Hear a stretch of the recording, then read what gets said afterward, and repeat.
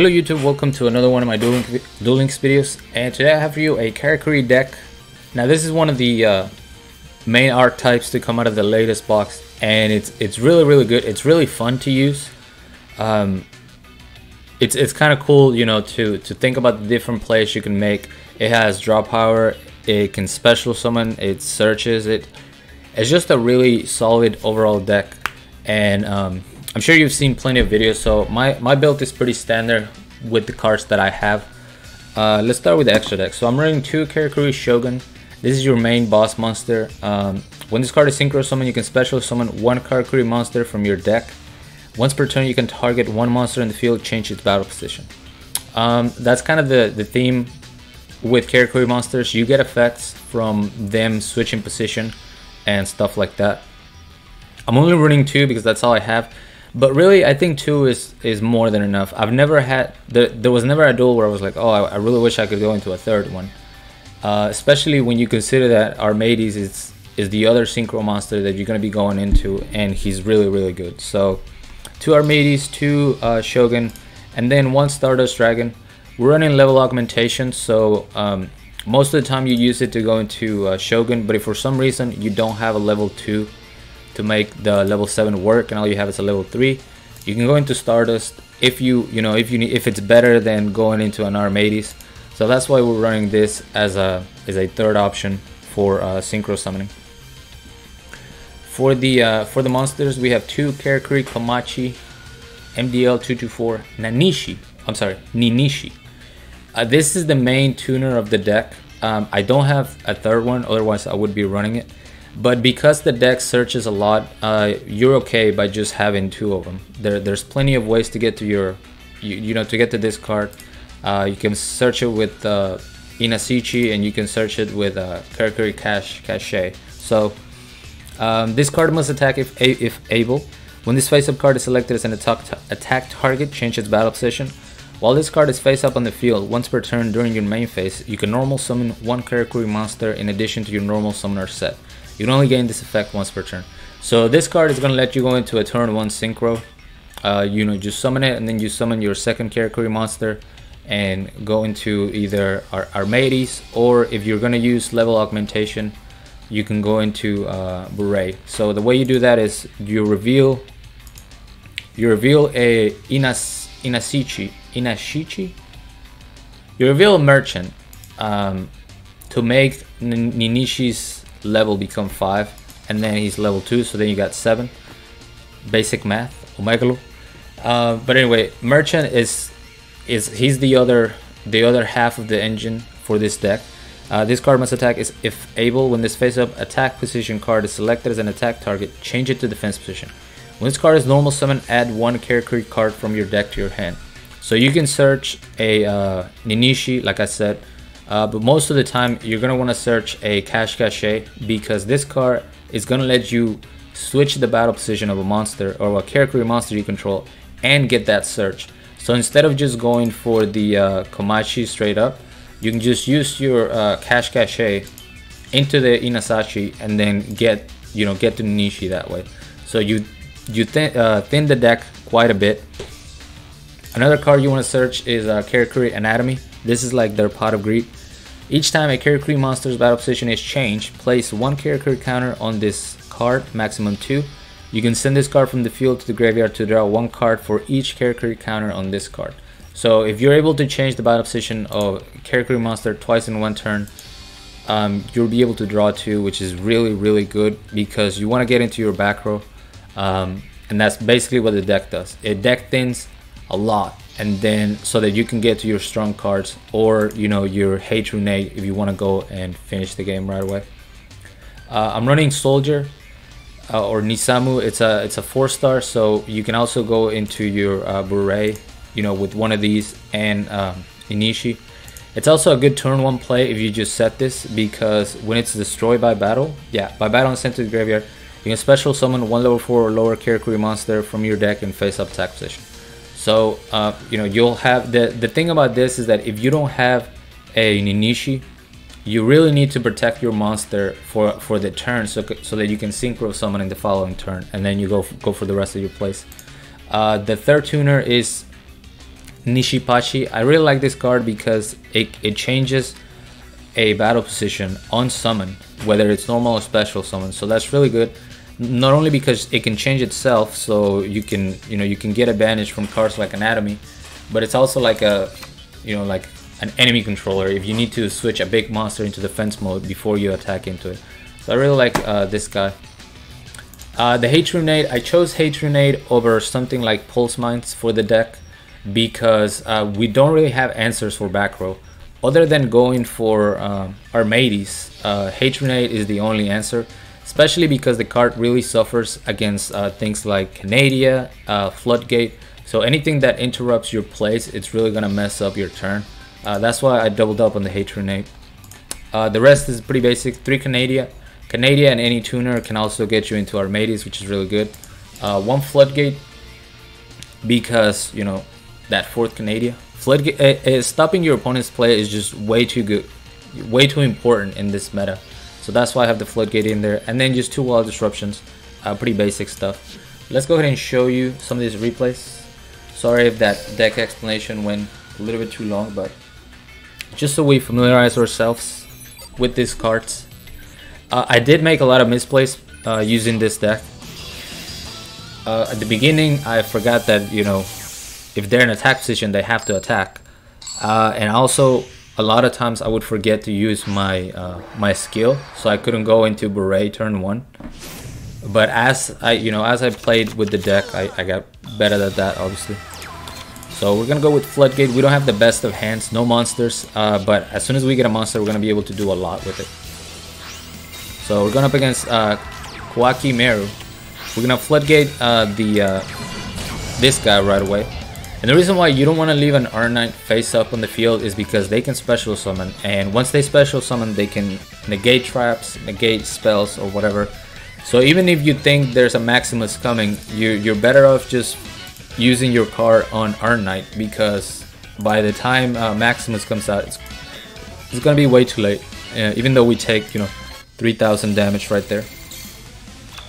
We pick up the perfect monster, which is great. We're gonna go Hate Grenade. We don't want to be interrupted by that card. So now we can activate Anatomy. Activate Cachet to search a merchant. We get 1 counter on our Anatomy. Get that summon. And I went ahead and searched for another Inasichi. I wanted to have a follow-up play for the next turn. I didn't want to just get another Cachet. I don't know, maybe I should have, but I just went for the Inashich. Oh, actually, yeah. The reason why I searched this is one of the instances where I forgot. Before summoning this, I should have activated my skill, and then I could have gotten something like a second Anatomy.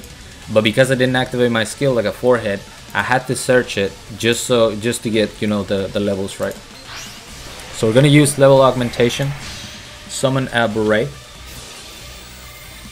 Beret is going to switch position, get that second counter. We're going to go ahead and draw 2. And then I'm going to flip the Maximus into defense position so I can destroy it. We're going to see a Sandman, and this is why we used our Floodgate on R9. If Sandman hits the field, then our Floodgate is dead, so it's just better to do that straight away. So I pick up a second Hate Grenade, so I never knew what the back row was. Never had to worry about it. We got a second Anatomy. Merchant is gonna search Cachet. Cachet is gonna get another Ninishi. And we're just gonna get double counter. I'm trying to get some protection here. I pick up a Canadia and a Wall of D, which is perfect. And then just destroy the Sandman. So now we actually have back row to worry about. But like I said, once our Hate Grenades are expended, now we can use our Armades to bypass that back row. We see the Canadia, and he this was a little bit, what's the word, he did it way too soon. He should have waited until the battle phase, because Shogun can just change the battle position of my Armades. So he's forced to use both Canadias on my Armades, even though he is gonna get a monster. Maybe that's what he wanted, and that's why he activated it prematurely. But pretty much doesn't draw into anything. We're gonna destroy the R9, and then we have game. So it's really important to know when to be aggressive. You know, there's cards that are gonna hurt you a lot, like Widespread Ruins, Wall of Disruption, Drowning Mirror Force. So you can't just blindly attack into a lot of back row. That's why we're running the double H Rune. And it's really easy to get to because of cards like Anatomy. You know, you're cycling through your deck through searches and just regular draws fairly quickly. Going up against Luna. We don't have the best of hands, so we're just gonna go ahead and attack. Turns out this is the mirror match, so I regret attacking a little bit. And I made a mistake here. I completely slipped my mind that this card was special summon. So I thought he only had one additional summon, but you know, he has access to 2 of them. Luckily for us, we're at least getting counters on our cards. So right here is where I do it. We're gonna see the Anatomy.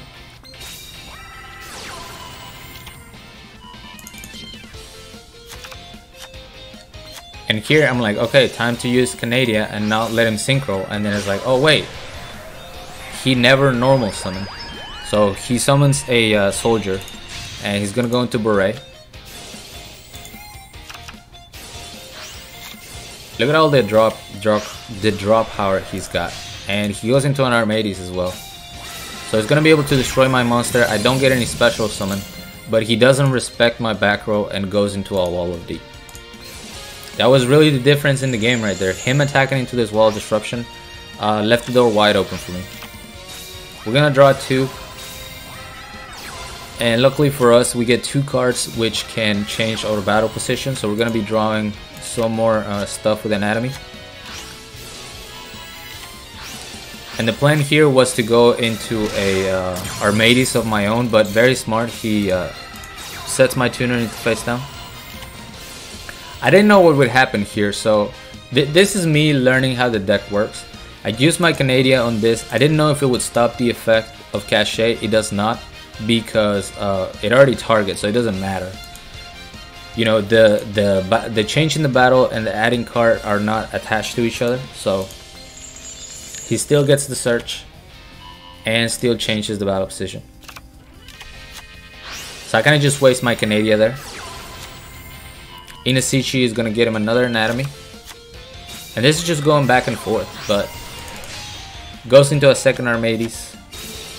He's gonna destroy my Canadia. I was very surprised that he didn't destroy my my tuner, but I guess he wanted to get counters on his Anatomy, so he just, you know, let it be there. We're gonna go for the search. You know, we're trying to thin the deck out as much as possible. Going to our own Armades. Offerings to the Doom is definitely bad for us, but we have a Canadia, so we're not out of the wood. I mean, we're not dead yet. We're gonna use the Canadia on the Armades, and once again, he doesn't respect the back row, attacks into my Wall of Disruption, and this is big, as you will see. He now has a Canadia with 0 attack in attack position. I pick up a H Rune, so I can do my place. Level augmentation, don't want to forget that. We go into our level 7, and we're gonna special summon a level 3 tuner from our hand so that we can use it with Canadia. I have an Armades on board and a Shogun. All I have to do is put his weaker Armades in attack position, and that's game. So this was a very nice back and forth duel. And you know, the difference really was those 2 Wall of Disruptions. One of them kept me alive, and the other one gave me the win by reducing that Canadia's attack. We have Ishizu next.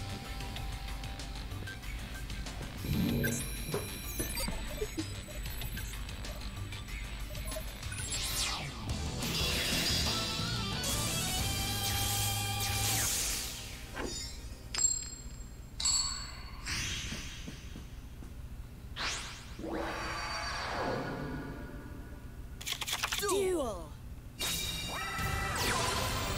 Alright, so we got an Ishizu control deck, and this is one of those times where I completely misplay. We're gonna use the H Rune straight away to get rid of the back row so nothing can interrupt us. Look at what I'm gonna do as a forehead. Again, if I want to go into my level 7, I have soldier or I have level augmentation. Obviously you want to go with merchants so that you can get searches, get your anatomy and stuff, but I forgot to use my skill, so now I don't get a shogun and my anatomy is just kind of there for no reason. But we still have a good play. Luckily for us, the deck, you know, works well on its own, even without the skill. So we have an Armades that's gonna destroy that. And this is a control deck, so Armades is gonna put a lot of work against, you know, all that back row. We see the enemy controller right away. We have a Canadian to protect our Armades, so we're not worried. And there's really no point in me trying to overextend. We're just gonna keep attacking with our Armades. We see the Canadian here in the battle phase. Dust Tornado is gonna destroy my own Canadian, which is unfortunate. But all he has is back row, so we got a Canadian. He lives with 100 life points, and I could hear I could tell there was a delay here, and I thought maybe it's the third Canadian. So I went ahead and summoned a second Armades just to, in my mind, guarantee game. But turns out my opponent is better than me. So we're gonna draw 2. Armades number 2, and it was actually a windstorm, so he gets to survive for one more turn. This time he's gonna get a Canadian on the board as well. But they don't get a monster. They, you know, the back row is really not a threat, so we just win outright. And that was just Armades. There was barely any Karakuri in there.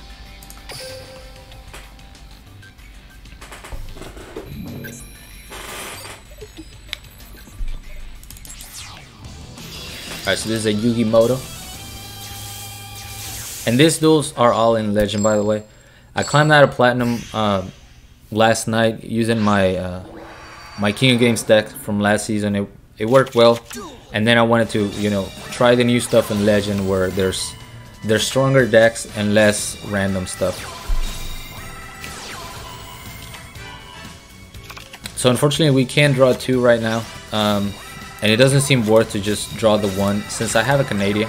We're going to see a triple back row, draw 2, trying to get to that Hatronade, and there it is. Hatronade is going to use, Canadian is going to be used on my merchant, but that's completely fine because we're going to go into Shogun, and Shogun can flip him face up so that we can go into an Armades and just win the game.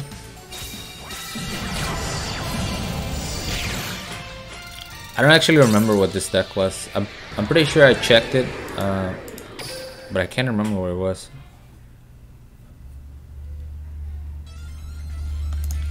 And for this last duel we have Arcana. I can't remember if this was Blue Eyes. I don't think it was Blue Eyes. I went up against a couple Blue Eyes decks, but I don't think I saved any of those. Maybe I did. Alright, so we're going second. We have Hatronade and we're going up against back row. I don't know why I didn't activate my Hatronade. Looking back at this, why didn't I use my Hatronade? Oh, you know what? I didn't use my Hatronade because I didn't really have a play. The only thing I could do was summon Inashichi and change him to defense position. I wasn't gonna have any synchro plays or anything like that. So I'm saving the Hatronade for where, you know, I'm trying to go in. And it's Ultra Athletes. So we're going to see a Rebounder. Luckily for us, he doesn't have a second monster. So all we have to do is take care of one Rebounder. And now that we can actually go into some synchro plays, I'm going to use the Hatronade. Cache is going to search or Tuner.